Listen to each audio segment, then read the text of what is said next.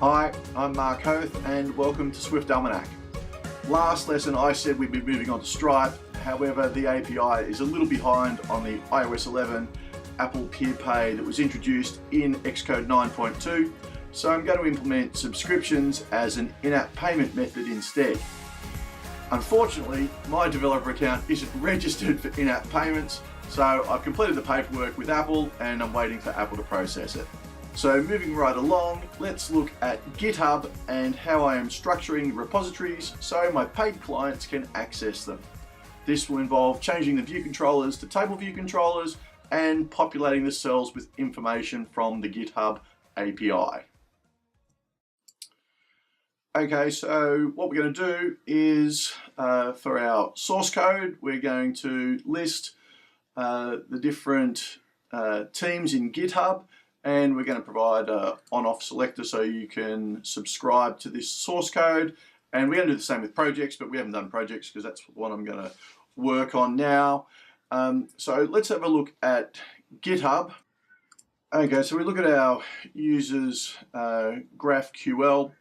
So what I've done is, instead of, we had this get user QL which was always getting me, and there's a I've changed it to call it get current user, and there's a thing called viewer, and that's the person who's already logged in and viewing. So the viewer is the currently logged in person, and again we want to get the name, the email and the avatar URL, and we also want to get all the organizations that they are a member of, and we're getting the first 30. If you are a member of more than 30 organizations, this will fail, but organizations is returning a total count of the organizations. So in another version, what I will do is we'll do an iteration where if total count is more than 30, we will get subsequent organizations and add them to the list so it works in all cases. And then for each organization there'll be a node, and we want to get the login name of the organization. So the login name of our organization is Swift Almanac. And then essentially what we're going to do is we're going to list, or we're going to go through all of the organizations that the current user is a member of, and try and find out if they're a member of our organization, which is what we want. So in terms of the organization, here's our organization, and we want to get the first 30 teams, and I've added name, which is the name of the team, and this privacy flag. So if we look at teams, in fact, if we look at organizations first, so an organization is going to have a list of members. Well, that's great. And projects, repositories, and teams. And so we want to get the teams. And basically, the way the hierarchy works is an organization contains teams, and then each team can contain multiple repositories. Now, I could have just gone and said there are no teams, there's just repositories, but then we need to list all of the repositories. And essentially, if there was, for instance, 30 repositories in relation to, say, a Firebase tutorial or something like that, then it gives us a hierarchy. You can just say Firebase as a team, and you can subscribe to that, and you get all of the repositories rather than having to individually select all of the repositories that were to do with Firebase, and it's in alphabetical order. That could have been all kinds of a mess. So essentially what we're doing is, even though it's called a team, it's really just a folder full of repositories, and they'll be linked according to some sort of well, some sort of combining characteristics. So beginner Swift, for instance, all the source code for our channel app, there'll be 5 or 6 repositories there, and then we've got Firebase tutorials, there'll be several repositories in that one, etc. So if we look back, they've also got this privacy flag. So let's look at teams. This is organizations, so let's look at teams. So a team will have a list of members, a list of repositories. Now here are the fields, and the team has the name for the team, which is what we're going to be using, and there it is. And it also has this privacy flag, which is the team privacy.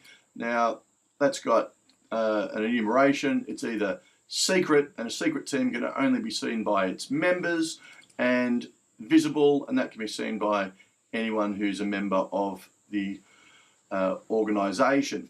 So essentially, this is a way that we can separate things which are just source code. So if you're a member of the organization, you'll be able to see all of these.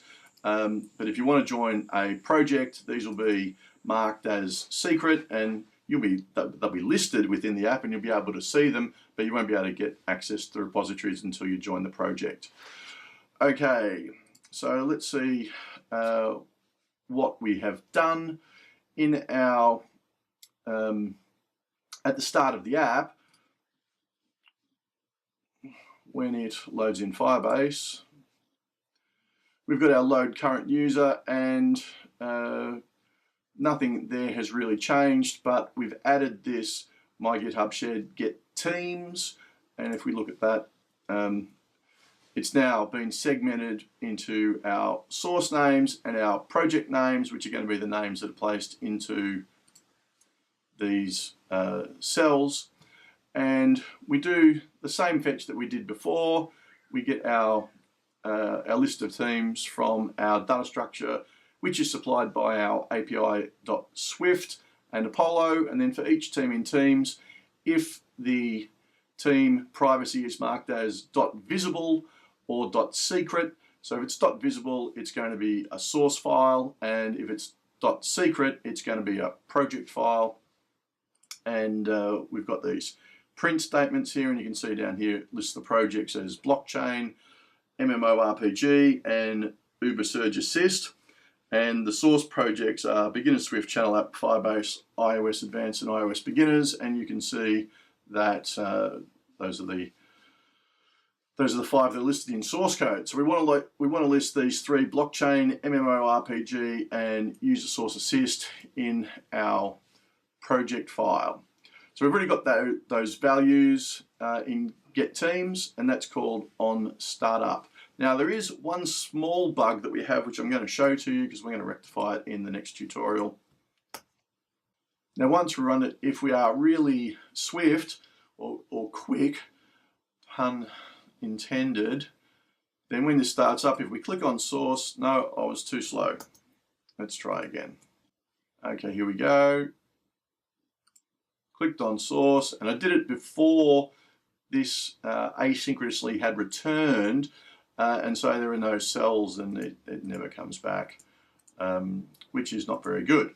So we need to sort that out, and I'm going to do that in the next tutorial with a splash screen at the start of the application. Okay, so getting back to what we do need to do, we've got our projects view controller, which is not doing very much at the moment, except showing us a green screen. So we can get rid of that green screen because we're going to be working on it now. And let's see what we did with our source view controller. So we're going to need a reuse identifier at the top, and we're going to change the class to a UITableViewController. And we'll call it project cell.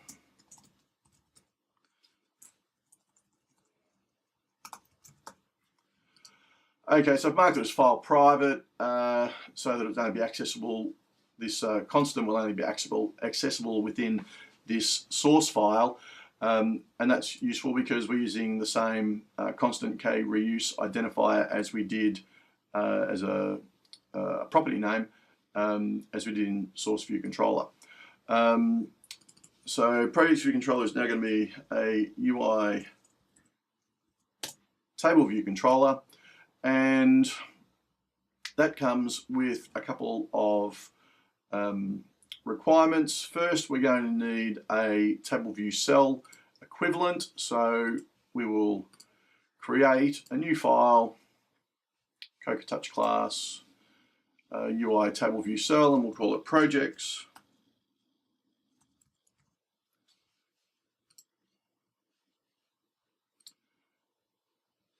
And we'll add that. And if we look, probably the easiest thing to do is just create a new file for a TableViewController.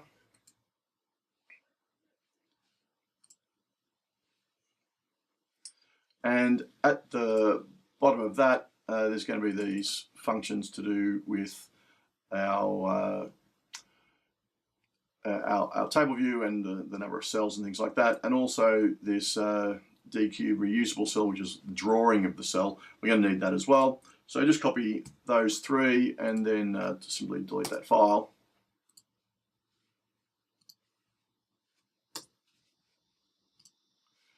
And then go back into our projects view controller, and at the bottom place the requirements that we're going to need. So the number of sections is going to be 1, and the number of rows in the section is going to be my github.shared, and we're in projects, so we've got an array of project names. So you just want to know how many items are in that project name. And we've also got this with reuse identifier, let cell equal blah, blah, blah, blah, blah. So we need to typecast that to our projects table view cell.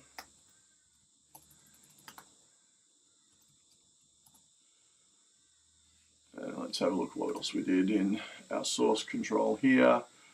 We need to register the cell in the top view did load, and it's going to be called projects.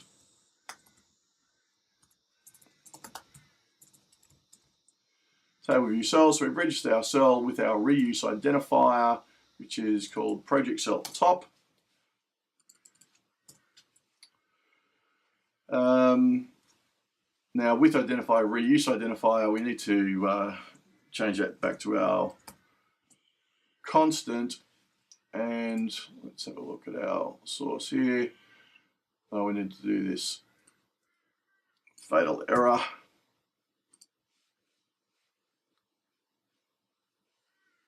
So it's going to be a guard statement now.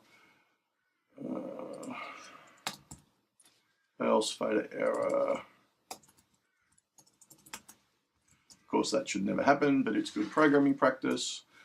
And it won't happen if you haven't created a projects table view cell. And then we want to configure the cell, and for the time being, okay, getting back to it, configuring the cell. So if we look at our project cell, it's going to have a a label in it. If we look at source, and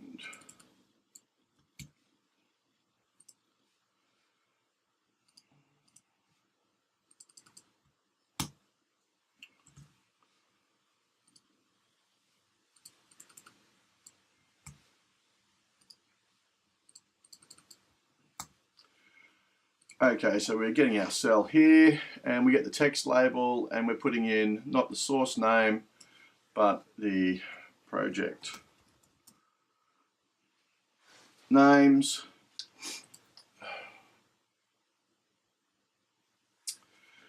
And I haven't added this code switch in here yet, but if we go to our projects table view cell and have a look what we did in source view cell, we have added a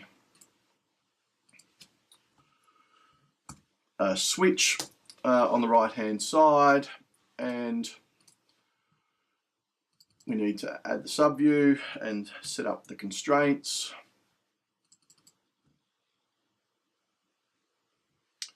In fact, what we really need to do is we need to copy all.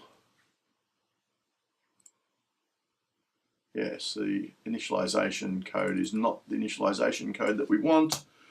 because we're doing it in code, so it's just a lot easier to copy everything and paste it. Okay, so we've got our code switch on the right hand side, which is a switch, width of 60, height of 30. We add that switch subview, and then we set up the constraints. The constraints are simply the code center X, so we want it in the center of the cell. We want it to the left, and we've got 92 pixels from the width, which is 16 from one edge and 16 from the other edge, and 16 and 16 is 32. So the width is 60. So that's putting the left position about here. And then we have the height and the width. And then we do what we normally do. We translate auto sizing mask into constraints as false. And then we add the 4 constraints. And when we run that, okay, we've got our projects. Source is still working. These are still working. We go to projects, blockchain. It's all very good. So if we look at my user code, I've added this is member, Boolean true or false. So essentially what you need to do if you want to access these things is you need to become a member of the organization within GitHub, and there's a fee of $9 a month which will get charged to the organization, which is me. So I need to charge you $9 to cover my costs.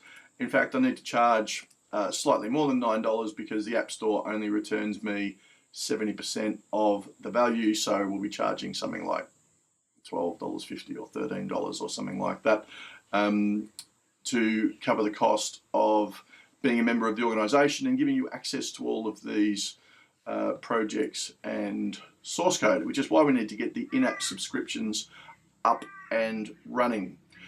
So that's it for today. Next time we're going to add the information and the training modules, because you might want to join our